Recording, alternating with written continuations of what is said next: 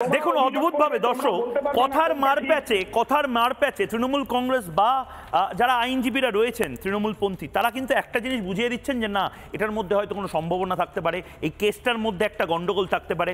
যে জাজ প্রথম এই কেসটাকে নিয়ে নাড়াঘাটা করেছিলেন সেই জাজই আসলে করাপ্টেড ইত্যাদি ইত্যাদি। কিন্তু কি অদ্ভুতভাবে অভিজিৎ গঙ্গোপাধ্যায় যা যা বলেছিলেন সেদিন সব মিলে গেল।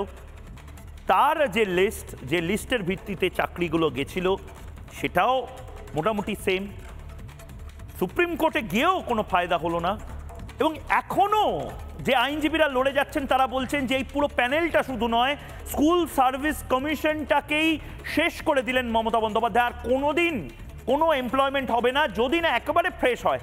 সুতরাং এই ৪৫,০০০ শুধু নয়, প্রাইমারিরও আরও ৪৫,০০০, সব মিলিয়ে লক্ষ লক্ষ ছেলে মেয়ের ভবিষ্যৎ অন্ধকারে ঠেলে দিলেন মমতা বন্দ্যোপাধ্যায়। অভিজিৎ গঙ্গোপাধ্যায় আমাকে ২০২৪ সালে আমি প্রশ্ন করেছিলাম, মমতা বন্দ্যোপাধ্যায় এবং তৃণমূল কংগ্রেস তো টানা বলে যাচ্ছেন আপনার জাজমেন্টগুলো পার্শিয়াল, আপনি জাজমেন্ট বা আইনটাই বোঝেন না। অভিজিৎ গঙ্গোপাধ্যায় সেদিন কি বলেছিলেন শুন। তৃণমূলের একটা বড় অংশ থেকে আমি নির্দিষ্টভাবে বলছি, আপনার ৮০% রায়ের উপর নাকি স্থগিতাদেশ দেওয়া হয়েছে, হয় সেটা উচ্চ আদালতে চ্যালেঞ্জ হয়েছে নয়তো বাতিল হয়েছে। সম্পূর্ণ মিথ্যে কথা। এটা আপনি যদি ব্যাখ্যা করে বলেন। সম্পূর্ণ মিথ্যে কথা। কোনো রায় আমার এখনো পর্যন্ত স্টে হয়ে পড়ে আছে মাত্র দুটো, আর ১৬টা মামলা ১৯টা মামলা হাইকোর্টে ফেরত পাঠানো হয়েছে আবার পুনর্বিচারের জন্য ডিভিশন বেঞ্চের কাছে। সুপ্রিম কোর্ট তো ওখানেই খারিজ করে দিতে পারতো ১৯টা মামলা, করে দিত। ১৯টার অ্যাপিলেন্ট কে ছিল? স্টেট ছিল, স্টেটেরই তো হার হয়েছে। এখানে আমার জাজমেন্ট শুধু প্রথমে টেস্টেড হয়েছে ডিভিশন বেঞ্চে, বেশিরভাগ জাজমেন্ট। কোনো জাজমেন্ট তারা আশকারা পেয়ে গিয়েছেন, কিছু বড় উকিলের আশকারা পেয়ে সোজা হাইকোর্টে সুপ্রিম কোর্টে চলে গেছেন। এসব তালপাতার সেপাইরা গেছেন সুপ্রিম কোর্ট তাদেরকে পাত্তাও দেয়নি।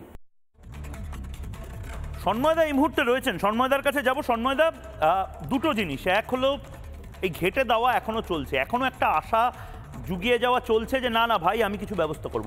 আর দুই হচ্ছে আপনার বলা যায় প্রায় পাড়ার নেতা এই নান্টুদা, এই নান্টুদার কি মিনিমাম কোনো লজ্জা নেই? মানে উনি মুখ্য সচেতক, বিধায়ক, এত দিনের এমএলএ, ওনার তো প্রথমে নৈতিক কারণে পদত্যাগটা করে বলা উচিত যে না আমার বাড়ি অবধি এই আঁচটা এসেছে, আমি আগে পদত্যাগ করি। মানে আমি জানি না, এটা একটা সময় আমাদের ভাবা হতো, মানে আমরা ভাবতাম সন্ময়দা যে কেউ চুরি করলে পাড়ায় মুখ দেখাতে পারে না, বা কারোর বাড়িতে কোনো দুর্নীতির ঘটনা ঘটলে পাড়ায় পুলিশ দাঁড়ালে আমরা খুব লজ্জা পেতাম। এখন তো দেখছি সমস্ত কিছুর নর্মালাইজেশন তৃণমূল কংগ্রেস করে দিয়েছে। আমি তোমাকে ময়ূক প্রথমেই একটা কথা বলি, যে বিধায়ককে তোমাদের দুই সাংবাদিক অত্যন্ত মানে গুরুত্বপূর্ণ ভাবে যে চেষ্টা করছিলেন, যে প্রশ্নগুলো করছিলেন, পিঙ্কি এবং মেঘা অসামান্য সাংবাদিকতা করেছেন।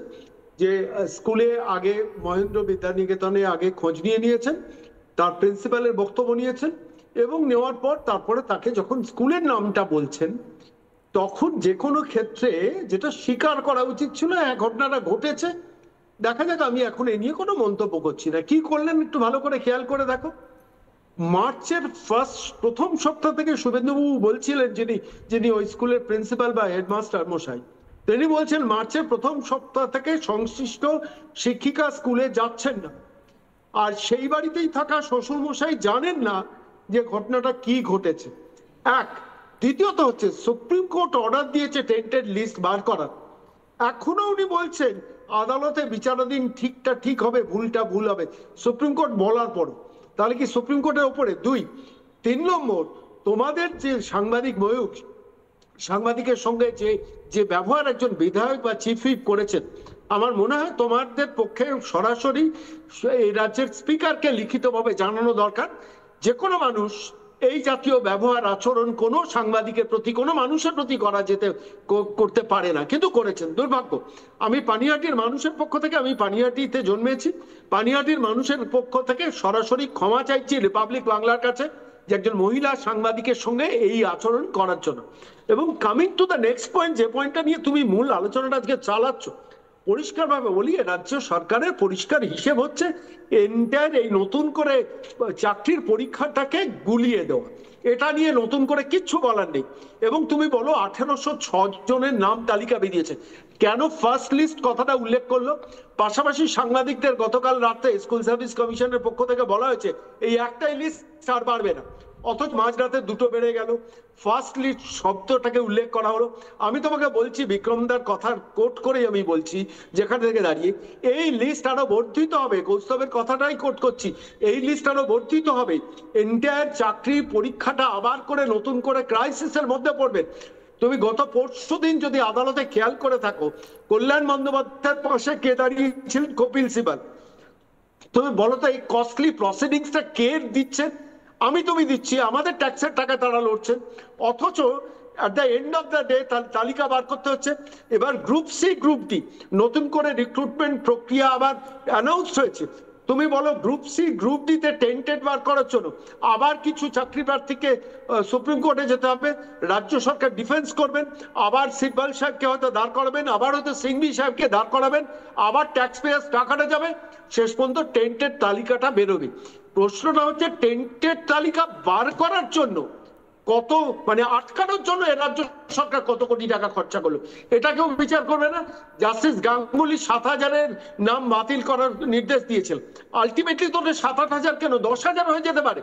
তখন কি জবাব দেবেন? এই টাকাটা মমতা বন্দ্যোপাধ্যায় তার বই বিক্রির টাকা থেকে ফেরত দেবেন বাংলা মানুষকে? না, কিন্তু আমি অবাক হচ্ছে অন্য একটা বিষয়, আমরা অবাক হচ্ছি যে এই বুদ্ধিজীবী যারা বা যারা দেখছেন এই পুরো বিষয়টা, শহুরে মানুষ, তারা এখনো মনে করছেন যে না, মমতা বন্দ্যোপাধ্যায় একটু লেসার ইভিল, তৃণমূল কংগ্রেস একটু লেসার ইভিল, আসল দুষ্টু লোক, বদমাইশ, খারাপ লোক, ভিলেন হচ্ছে বিজেপি। বিজেপির জন্যই বোধহয় এই ছেলেমেয়েগুলো চাকরি পাচ্ছে না, বিজেপির জন্যই এই ছেলেমেয়েগুলোর বিচার পাচ্ছে না, বিজেপির জন্যই পৃথিবীর সমস্ত কিছু হচ্ছে, বিজেপির জন্যই সূর্য উঠছে, বিজেপির জন্যই এই মুহূর্তে হয়তো সমুদ্রে জল আসছে। এরা অদ্ভুত ধারণা নিয়ে পড়ে আছে তারা। ময়ূক, একটা কথা তোমাকে বলি, তোমরাই আজকে দেখাচ্ছিলে 25শে জুলাই 2022, আজ থেকে প্রায় 3.5 বছর আগে। তুমি একটু ভালো করে মনে করে দেখো, রাজ্যের মুখ্যমন্ত্রী বলছেন একাত্তা যদি ভুল ত্রুটি হতে পারে হয়। কল্যাণ বন্দ্যোপাধ্যায় গত পরশুদিন সুপ্রিম কোর্টে বলছেন একাত্তা যদি ভুল ত্রুটি থাকে। প্রশ্নটা হচ্ছে 1806 সংখ্যাটা কি একাত্তা ভুল ত্রুটি? তারপরে অক্টোবর 6, 2024 এই রাজ্যের মুখ্যমন্ত্রী বলেছেন রাইট টু ব্লান্ডার, এবং সেখানে নেতাজি সুভাষচন্দ্র বসু, স্বামী বিবেকানন্দকে জড়িয়েছে। শুধু আমার খুব বক্তব্য সীমিত, তার কারণ আজকেও আমার একেবারে সময় শেষ। আমার একটাই কথা, মমতা বন্দ্যোপাধ্যায় পদত্যাগ করবেন না, তিনি গদি আঁকড়ে বসে থাকবেন মানলাম, নির্মল ঘোষ পদত্যাগ করবেন না কেন? নানা ধরনের কন্টেন্ট দেখার জন্য লাইক করুন, শেয়ার করুন আমাদের ফেসবুক পেজ, সাবস্ক্রাইব করুন আমাদের ইউটিউব চ্যানেল। পাশাপাশি অন্যান্য ব্রেকিং নিউজের জন্য অবশ্যই চোখ রাখুন রিপাবলিক বাংলায়।